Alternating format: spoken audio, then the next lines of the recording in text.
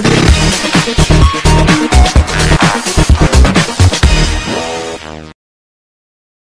je m'appelle Hendou Lesmi, cofondatrice de la marque Mademoiselle Ici, une marque de prêt-à-porter de luxe en pièces uniques. On a ouvert, ça fait 8 mois, à la Socra. C'est un showroom appartement. Nous faisons des pièces uniques pour une cible d'âge de 20 à 40 ans. C'est des habits qui sont un petit peu mélangés entre le bohème chic et la symétrie le plus structurée. Un mélange avec l'architecture. Ouais. Donc moi je suis Cyrine Fayon, la deuxième cofondatrice de la marque, et les deux on est designers, donc nous créons les collections ensemble. Et voilà, en fait, on a cet équilibre du bohème et de l'architectural. Voilà, on essaye de trouver un point d'équilibre dans chaque pièce pour sensibiliser au plus notre clientèle, en fait, qu'elle retrouve dans chaque pièce cet équilibre, donc elle se sent à l'aise. Il y a une certaine liberté, une certaine envie quand elle voit le modèle. On essaye vraiment au maximum de toucher au plus la personne. Voilà. Parfait. L'expérience S-Mode? L'expérience S-Mode.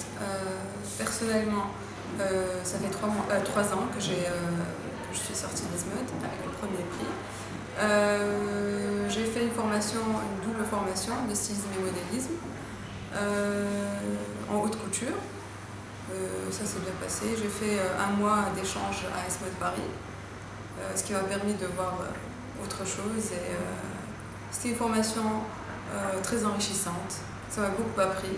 J'avais fait un cursus avant ça de littérature française.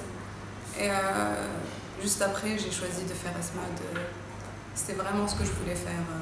Voilà. Pareil pour moi aussi, juste avant de faire S-Mode, j'ai fait 5 ans de design industriel. Donc j'ai eu un cursus plus ou moins dans le domaine juste avant. Après j'ai décidé de faire S-Mode parce que voilà, je voulais faire ce que j'avais envie de faire, donc la mode. Et j'ai commencé en première année, alors on tâtonne un peu, mais ce qui est vraiment génial, c'est qu'on a vraiment une super bonne technicité, un apprentissage de la technique très important ici. Au niveau aussi de la culture stylistique, on est ouvert sur l'Europe, on est ouvert sur l'Occident, tout en ayant notre patrimoine oriental. Je pense que c'est pour ça aussi qu'on a beaucoup de bons designers en Tunisie, parce qu'on a cet équilibre toujours entre la mentalité occidentale et orientale. Et donc plus d'ouverture sur le monde, je pense. Voilà, donc ça a été super bénéfique et justement ça nous a motivés et on a fait quelque chose. Donc oui, super.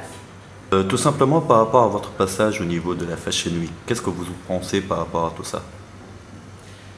Moi personnellement, je pense que du positif.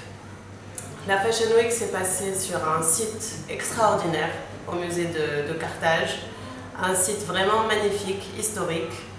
Après, je pense que c'est génial d'avoir des événements comme ça, qu'on est en manque d'événements culturels, en manque de beaucoup de choses, et donc je suis très contente moi de ça. Ça s'est très bien passé, on avait une bonne structure, voilà. Même chose, je pense que c'est une expérience enrichissante. On apprend à structurer tout ce qui est autour de ça. Un défilé, c'est pas évident à faire, et c'est une mobilisation de personnes, toute une équipe. Voilà, ouais. C'est une préparation de beaucoup de mois, et oui, c'était une bonne expérience, franchement.